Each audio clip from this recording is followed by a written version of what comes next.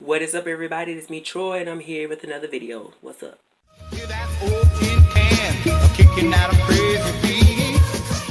Hi, how are you guys doing? Today is Saturday, and I'm filming videos after having me a good old pizza, even though it was messy. They might as well would have made it a cow zone, really. Anyway, thanks to everybody who recently commented, liked, and subscribed. I'm going to be talking about my experience reading Storefront. I got to get this title right, but it's Storefront: Hell in a Small Place by Tracie Winn. But nonetheless, this is a special chop it up video because I actually know the author, and I've been wanting to read her book ever since we was driving on this van and she was telling me about her story. I was like, girl, I need to read your book. So Storefront: Hell in a Small Place is probably much more of a memoir, but you can consider it an autobiography as well. But it's really a story chronicling the author's spiritual journey and much more between the years of 2006 and 2010. But the setup is this: the author moved to Birmingham to attend college.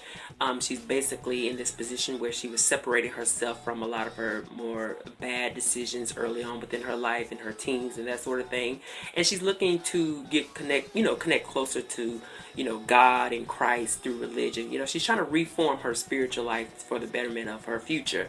Unfortunately for her, it leaves her in this very susceptible and vulnerable position where at one point she's invited to this particular service led by this very charismatic and charming bishop, at least on the outside.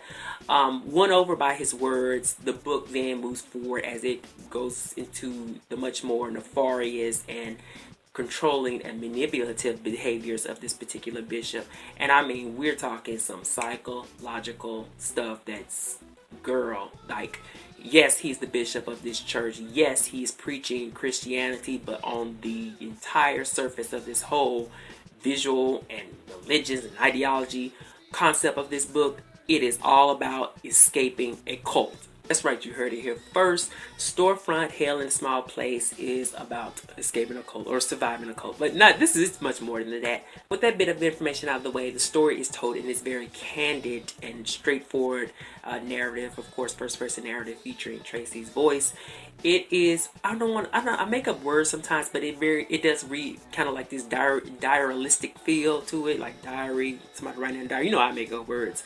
So that makes it a really quick, easy read, and one that I personally found myself anyway, absorbed into once I really start to get into it. The meat and potatoes of the book is about the author's survival, being involved with this very crooked and nefarious, as I said, ministry that operated like a cult in which all of the members of this particular church or cult were really manipulated by this particular bishop to the highest degree. I mean, we're talking stuff like they were paying his light bills, they were putting their finances in danger, they were at one point in the book, they were all, I believe just about everybody in this particular ministry were arrested because of this bishop scamming.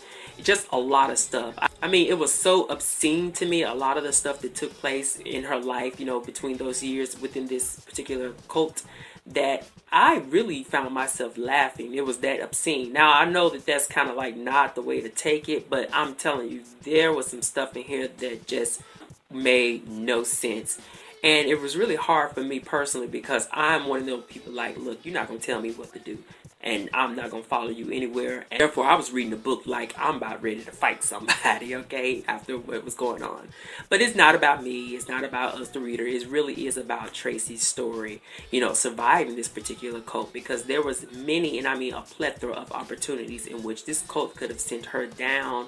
And she had to make really struggling decisions to keep herself afloat from all of the tragedy that was surrounding not only the bishop, but the people who were surrounding him as well. And that's what some of the best parts were coming in within the story, because we were really getting like this bird's eye view of the author's struggle, not only externally, by the forces that were hitting against her, but as internally as well, as she struggled with, moving away from this particular situation and moving on with her life. Because a lot of the times when you're involved with these cults, as this book very much expressed, oppression is so real, and I mean so real and so deep that sometimes people cannot find a way way out, but luckily for her, she did. At the end of the day, I really did enjoy this book, and I'm just telling y'all right now, it is so, and I may have repeated this at this point, but there's so much craziness that went on that literally, because I work with Tracie and I'm reading this book at work, I have to stop reading and ask her, is this, you have to be making this up, because this is so obscene.